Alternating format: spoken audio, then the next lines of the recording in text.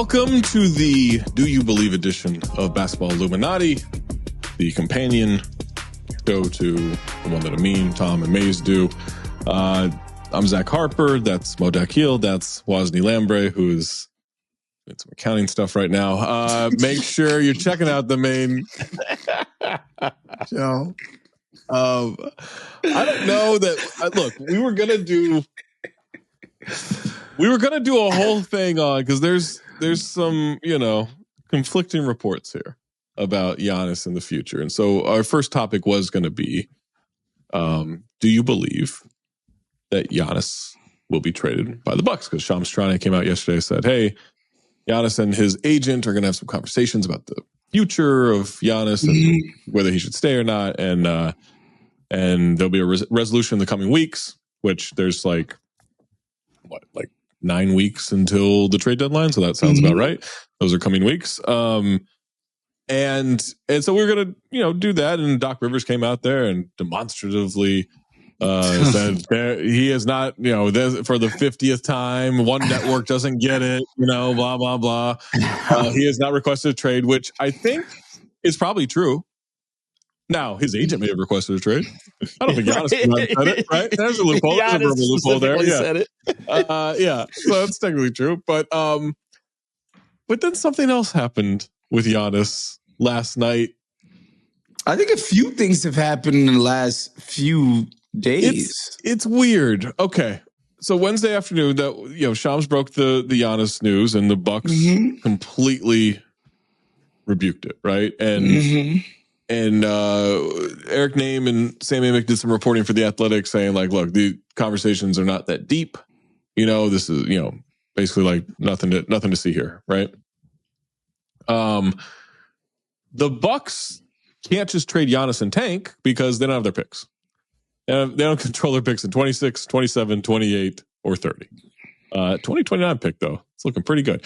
Doc Rivers said Giannis has never asked to be traded ever. I can't make that more clear. We're trying to win games. Well, you're doing a bad job. Then 3 minutes into the first quarter, Giannis went down oddly. Awkwardly. Awkwardly and oddly. It didn't look like the kick, right, that we see with so many people. There's no ripple. There's no anything. Interesting. Brian Suter, who's a sports doctor who does a lot of it, like kind of quick analysis on Twitter,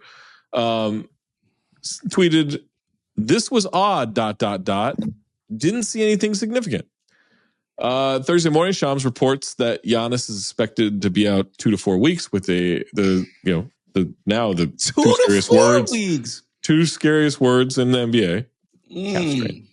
Yeah, that's what everyone's afraid of now because of what's happened to Dame and Tatum. So he can be out for a month. Halliburton. About a month. Or so wait, Zach, does 4 weeks count as the coming weeks? Things will be resolved. 2 months, or it's a good question. That's a good question, Lois. So here, all right. Does it pause the timeline? I am asking what is in the doc. Okay, I need that clear. I know Woz has thoughts because our group chat lit up last night. So this is just script. I'm Ron Burgundying this. All right. Do you believe, Woz, Giannis is really injured? Okay. Let me take you through my sequence of events. Yeah. So I have an NBA chat with some of my LA friends. What you guys would deem, what we would call just regular NBA fans, love the NBA. Sure. Regular fans. I get a text in the chat like, yo, Giannis just went down. Twitter is saying it could be an Achilles. I was like, fuck. My exact words were, fuck, that's insane timing. Right? Like, because again, I'm not being cynical here. Not being cynical here. Yet. Yo, guys, to the point where I'm like, I'm not even going to watch the replay because I'm tired of seeing guys. Sure. I'm tired of seeing Tatum, Hallie, Dame. Like, I'm tired of looking at guys agony and pain. Hallie was fucking crying. Like, James Wiseman. James Wiseman, right? And I'm like, I don't even want to watch it. So then another friend of mine texts me on the side. He goes, hey, bro, you see Giannis? LOL, exclamation point. Like, he's laughing out loud. I was like, yeah, man. That's messed up. Yeah, you're like, that's cold. I said, yeah, man. Insane timing. He said, what do you mean? You think he's really hurt? I was like, I mean, let me go. Like, that's what it seems like. And he said that was one of the worst fake injuries I ever seen. And I was like, you know what? Now you're interested. Now I'm like, okay, let me go check this out. That's a heavy accusation. Okay. Then I actually went and saw it, and he didn't fall on the plant. The leg kind of jumps up, and then he's like,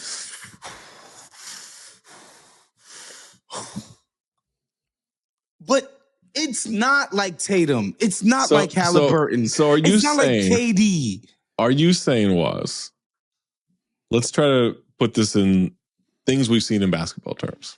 Yeah. When the Celtics won the championship in 2024,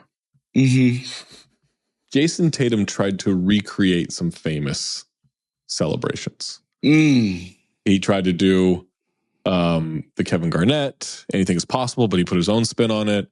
He obviously recreated the Kobe photos of like him with the trophy and everything. That's crazy that he would do Kobe stuff. I wouldn't have suspected he would be like the type of guy to do a Kobe thing. Okay. Yeah, it's crazy. Yeah, you wouldn't suspect like I'm going to go see the new Nick Cage movie either. Are you saying that maybe Giannis was recreating what he thinks it looks like when something happens? Yes, I'll say this. In a court of law, you know how sometimes you have a great physical evidence case? Sure. And then you have a great circumstantial evidence case? Sure. I would say this is an excellent circumstantial evidence case. In the sense that we know you asked them to trade you to the Knicks in the summer. Okay. We know historically you've said you'd love to be in Milwaukee. No. He said this on the record. You'd love to be Milwaukee. Yeah. As long as you're winning. Milwaukee loses 8 of the last 9. Right. That's another circumstance. You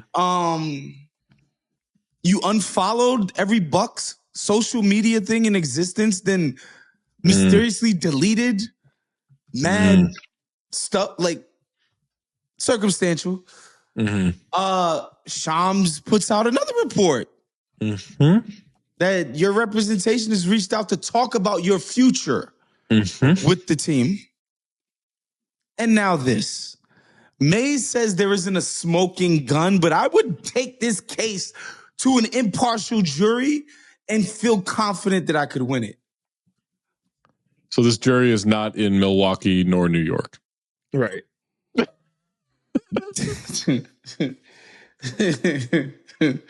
Toronto? Or Toronto? Or Miami? Are we still doing the Toronto thing? Is this like when Kevin Durant was going to go to Toronto because he knew Grievous Vasquez? Do you think Toronto's like, damn it, we should have waited to fire him? Masai. Yeah, they fired Masai. I guess Toronto was kind of... Do you think they called Masai like, hey man, what are you up to? You can't do the Nigerian West African connection thing. They saw Shams' tweet and went like, fuck. But like... Again, it's all circumstantial. I don't want to impugn the character of one Giannis. It's a heavy accusation to say he's faking an injury.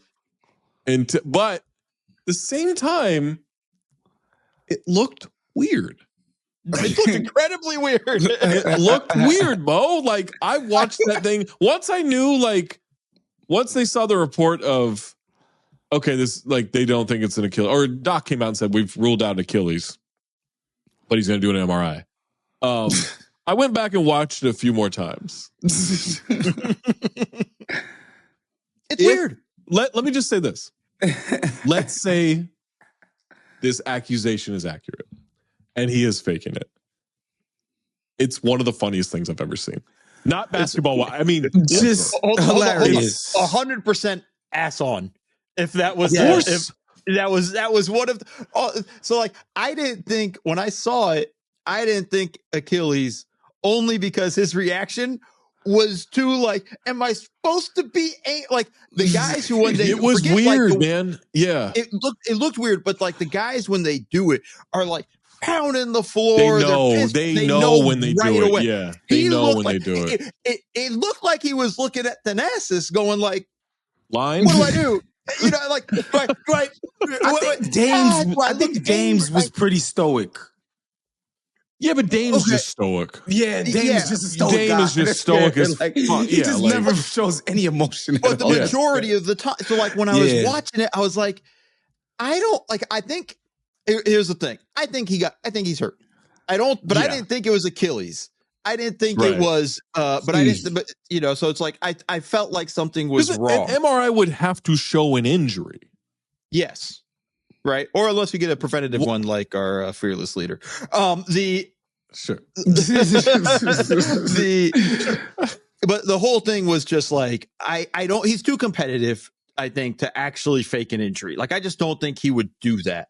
Why did it look so weird? But why did it look? I'm with you. I think he's hurt. Hold on, guys. Let me ask you something. I think he got hurt because he moved weird in a random moment, and it was just like shit. Let me ask you something. Do you believe I'm covering my own ass with this conversation? Yes, of course I am. Like it's this is. Hold on, but guys, do you believe we'd even give this even a remote chance of not being true if it was, say, I don't know, LeBron? Well, LeBron does some acting when he gets hurt. LeBron would have been ass off. We'd have thought his leg fell off. Like it would have been. After the first two times, I have never once thought LeBron's hurt when he goes down. Never once. Dog. The ankle, the gets fouled, stays on the floor longer than is humanly necessary. Someone grazes his forehead. He's now just like, doing CTE protocol. Like it's all I'm saying though is that if all of the circumstantial stuff leading up to an injury that looks like it doesn't help. It doesn't help. But I think all that's true also. Like I think he demanded a trade. I think, Windhorst reported that he demanded a trade in the offseason. Doc's come out. And I am more convinced than after Doc's press conference that I was just like, this is the problem. This is the problem. Not with the injury, but with the trade request. Doc ruins the credibility of the rebuttal. If he just it immediately, like I texted one of my if Doc had come out and said, yeah, of course he has, I would think, oh no, there's no way he did. There's no way he's right. I'd have been like, oh, that's a weird one. Doc should have came out sarcastically and said, yeah, the whole team did. And like, and I demanded to go with a trade too. Yeah, I've been traded before. Yeah. Like, like all of that. Like, I think he demanded a trade. Not him, but his agent as we're being a little bit careful. That's the workaround. The phrase discussing the future means you don't believe there's a future there. Like you don't think there's something. And he's done, like they've done this thing before, Mo, where it's like, oh, Giannis isn't happy. Is he going to sign the Supermax? Okay, we'll trade for Drew Holiday. Boom, win a title. Great. Then it's like, oh, I don't think we're going to win any more titles. I don't know if Giannis is going to be happy. And boom, trade for Damian Lillard. That didn't work out. He pops his Achilles, and their answer was, would you like Miles Turner and $20 million of dead cap every year? Yeah, the wave and stretch of Dame now looks so incredibly bad. Dog, if he requests a trade, it was bad in the moment. But if he then even worse, 5 months later, 8 months later, whatever that timing is, requests a trade, then it's like we're not even. We're 6 weeks into the season, and we didn't even hit December 15th before he started the. Yeah, I mean, cool, because he missed some games, and it was like a reality of like, oh fuck, it's just Ryan Rollins and them boys. Like that's what we're doing. Ryan Rollins is the best player on that team. I thought this team would be bad before the season started. It was precisely because of this. I'm like, Giannis is gonna miss game. Like, that's going to happen. I thought if he remained healthy and played like 75 games for some reason, I thought they'd be fine. 75. Oof. 72, 75, somewhere in that range. Like, I thought they would be fine. I think even that would be too much to overcome. It's like a 23-point swing when he's off the court. Like, per 100%. Like, it's a mass. I mean, and of course it is, but like, bro, man, think about that. Think about that. He misses 13 games. They're going 2-11. Yeah. 1-12. And then lost when he came back. Granted, it's the Knicks, but like he comes back and like they still lose a game. Like more shocked they won yesterday and beat Detroit. Remember a couple of weeks ago? Yeah, that was shocking. Like that was, I was like, Detroit, okay, maybe you don't have it. Remember a couple of weeks ago when he like beat up on the Knicks and was like, my city. You know, like Milwaukee's my city. Like, I thought he was in New York saying that. Oh no, that would have made more sense. That would have been eventually my city. Eventually my city. All right, let's move on to our next topic. Speaking of teams in the East and someone we just mentioned, do you believe in the Toronto Raptors? My Toronto Raptors. After starting the season 1-4, the Raptors have gone 14-3. Climbed all the way to the second seed in the East, buoyed by a top 10 offense and a 6th ranked defense. They've overcome off-season criticism of salary cap management all off-season. I was out there saying this team is not that bad. It's an overreaction to how much they spend.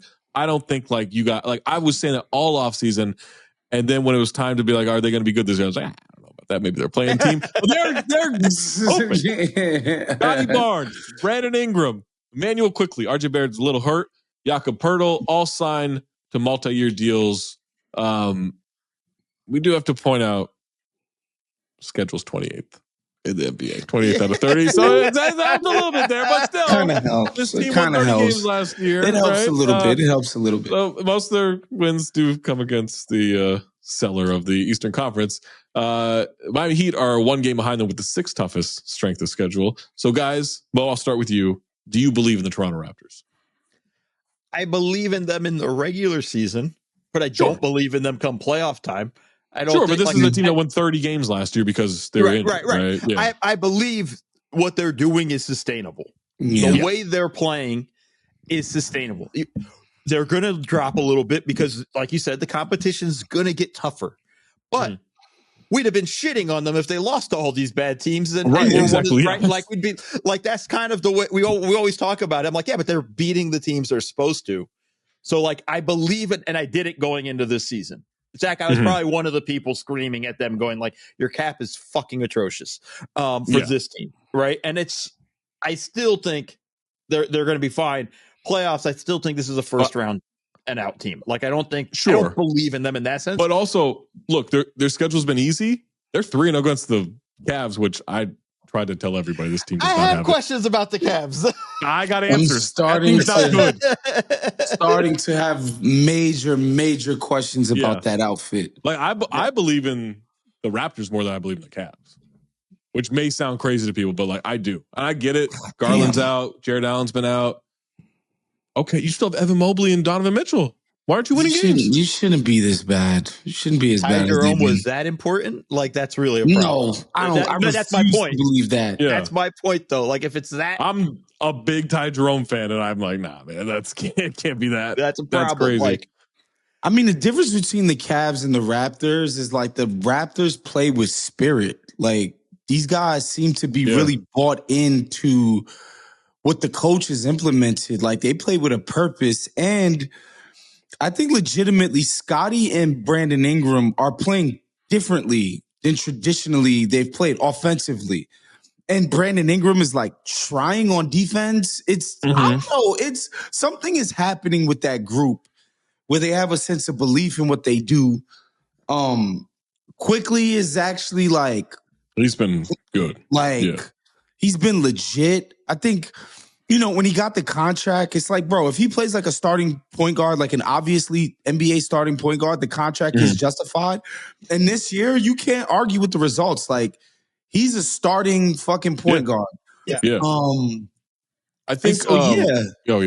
No, I do believe in what they're doing. Yeah. I think there's a little bit too here of like a Grizzlies East, although now I'm thinking of the geography. The Grizzlies might be more eastern than where Toronto is. More south. Geographic, like way south. Like the Grizzlies being a Western Conference team is ridiculous. Yeah. Yo, that always confused me when I traveled with the team. I bet. It was a shorter flight. It was a shorter flight from Atlanta to Memphis than anywhere else. Memphis to the west. Yeah, of course. It's right there. You can drive there in like no time at all. But in the sense that like when the Grizzlies had that year where they were super injured and they had years where they were missing guys, and all these guys on the bench had to go up 1 or 2 spots in the rotation, and that's what happened last year. And now like Jamal Sheed and Grady Dick and like all these dudes are back in their proper rotation positions because Quickly and Ingram and Scotty and RJ, like they're all there. And so now it's like, oh yeah, when these guys are in slots 7, 8, 9 in a rotation, they've already gotten those bigger minutes, in getting their teeth kicked in a 30-win season. And now it like, yes, this looks more like what it is. Like I'm with you, Mo. Like I think maybe like the East is so weird that like I'm kind of in the zone with the East now where it might be like the 2007 Eastern Conference where yes, LeBron comes out of it, but he was also like 8 years old and that Cavs team was garbage. And it was like, you look at the East that year, it's like, no one's really good. Yeah. Detroit was like kind of done at that point. And it's like, no one's really good. And so anyone who comes out of the East or anyone who makes a deep playoff run in the East, I'm going to look at it with like, I don't know if any of this is real, but I could see the Raptors getting to the second round is like my long-winded way of saying that. It'll be matchup dependent, but I do believe like, look, I didn't think they would be this good, but I just didn't think the financials of it all were. I thought like when everyone was going on and on about that, but then telling me the Hawks were going to be good, I was like, I don't know, man. Like, come on, like what are we doing here? And I do think the Raptors, like I think there's something here. I think Alexander Walker's been excellent, by the way. Sure, yeah, probably because Trae Young's not around. I think that they might be a Giannis team, so. There you go. I think the Raptors. I don't know. There's something here that I think their ceiling is pretty low in terms of like what that means long term. But I do think this is a team that is a top 6 team in the East annually if they're healthy, and maybe could win a first round depending on the matchup. I think I want to go kind of like to what Waz was saying though about how like Ingram's playing differently. And Darko's like, been coaching his ass off, man. That's what I'm saying. Like Darko's he was on a phenomenal job. He really sold his vision to these guys and got them going in a way that was got them buying in, which is the most important thing as a coach, right? Is I say it all, coaching is a sales job, and he's sold them this offense, and they bought in. And the other guys, like not just the guys you mentioned, Zach, but like Mamu Skilivili coming in. He's good, man. He's been really good. He's good, yeah. Like every game this guy is cooking. Yeah. Right. Like that's a value pickup for them. Like he's like a poor man's Jay Huff. So like that was a great pickup for them, and they're rolling through with everything in total blocks. Okay, so then we're gonna keep going, and I just again all of this stuff is. Do you believe in Jay Huff? Quick segment. Yes, Jay Huff's awesome. Yes, Zach believes in Jay Huff. Okay, I love Jay Huff, but I love likes his hair. I love the way they're set up there. Oh, give me Maze ass J Huff or J King. Give me J Huff every day. I'm so sick of J King. That's not a question. That's not a question, Maze. All right, let's move on to J-Huff. Let's move on to our last topic, which I thought was going to be our first topic until the Giannis shit happened. Do you believe Chris Paul will get to finish his farewell tour? A couple of days ago, let's start before Tuesday night. A couple of days before, Chris Paul had posted a screenshot of the definition of leeway. I don't know if you guys caught that. He had posted that on Instagram. Then late Tuesday night, Chris Paul posted on Instagram, just found out I'm being sent home. It was less than 2 weeks after he announced through State Farm that this would be his last season in the NBA. Shocked Kawhi Leonard, James Harden, but apparently Chris Paul has been annoying the shit out of Ty Lue, the coaching staff, and the teammates. To the point where it's reported that Ty Lue hasn't spoken to Chris Paul in multiple weeks. What? There's 15 of you. This isn't a football team where they're like, we got our linebackers coach, and we got our quarterback coach, and we got our wide receiver room, and all the. You're in a room. That's insane to me. That was the craziest part of any of this. Ty Lue's just saying no, thank you. There was a film session on Tuesday where Chris Paul's like openly critical of what's on the film because of course this team sucks. This team's been horrendous. This team is playing how I thought they would play last year. Like they are so bad. Chris Paul is calling it out and Ty Lue's saying, no, thank you. Shut the fuck up. And they sent him home. And so they're going to, there's also, this is according to Sam Amick, Lambre, and Joe Varden. One source said, quote, that there was a request for him to stop with the locker room lawyering, which is so funny. What's locker room lawyering? Did somebody remind me what that means? My interpretation of that, well, Mo, maybe you know because you've been in these locker rooms. No, you do your thing and then I'll go. My interpretation of that is Chris Paul is presenting cases to different sects in different areas of said locker room, trying to get them. I would hope to find a solution in a middle ground, but for the most part, I think he is fanning flames rather than he's making the case that management and coaching sucks. He's starting the revolution. Is okay, really what he was. It's more than anything else. Like he should be there to. He should be there to like help bring everyone together. It is possible. Oh God! It's possible maybe he thinks if I get Ty Lue fired, I can take over as coach. I don't know. I don't think Chris Paul would be a good coach. By the way, I don't think he wants to coach. I don't think he really wants to coach. To be honest, I don't. Now he might want to work in the front office. But I don't think he wants to be on the sideline. Well, if he knows anything about Kawhi, then maybe he'll get an extension. They kept saying, yo, they kept saying. By the way, Lawrence Frank got an extension. They kept saying shocking timing. I wonder why. They kept saying in the reporting that like he was dissing management. I'm like, since when is that like a fireable offense? Like, fuck you guys. We're supposed to be dissing you. But here's the thing. When you're no longer good, like that, when Chris Paul was good, like he hasn't been good, right? On a like veteran's minimum and you're shooting 17% or whatever you're shooting. Yeah, like you can't be doing 32% from the field, 33% from three, and he's 1 of 2 from the free throw line, which is so funny to me that he's 1 of 2. But there, like I drew the comparison of when the Timberwolves traded for Kevin Garnett in his final season. The first 5 games, like, galvanized the young guys of, like, Cat and Wig and Levine and all these dudes, right? Galvanized them because they saw how hard KG worked just to, like, play 18 minutes or whatever he was playing and be effective. And then KG was too hurt to keep playing, but was still barking at everybody, still being the leader. And my understanding of it is they were like, motherfucker, you're not even on the court anymore. Like, we're not hearing it. Right. And I think when you're on the court, you're playing well and you're doing all this stuff, that leadership can go. When you're 21st season Chris Paul and you're shooting 32% and you've gotten 14 minutes a game, they don't want to hear it. It's tough. It's tough to want to hear this shit, bro. Yeah. Here's my question though. Is anybody surprised by this? No. This is all that we've known about Chris Paul being a grating personality. Sure. I'm surprised by how bad they are. And so then this becomes a possibility. That just makes it worse, though. Oh, for sure. We're losing and I'm getting yelled at by this little midget. Like, what the fuck? I think the problem though is if they were winning like they did last year, this wouldn't have happened. Yeah, if they were a 500 team, nobody would care. They would be annoyed. Winning papers over everything.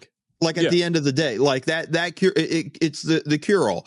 But like, I think it's just funny to me that it's, first off, I liked the signing when they signed him. I was like, okay, good. I didn't expect him to be as awful as he's been this season and all that stuff. I like that sign. I like the Beal signing. I was like, yeah, man, load up. You guys are trying to get through the regular season, get the depth. Yeah, for sure. Understood what they were doing.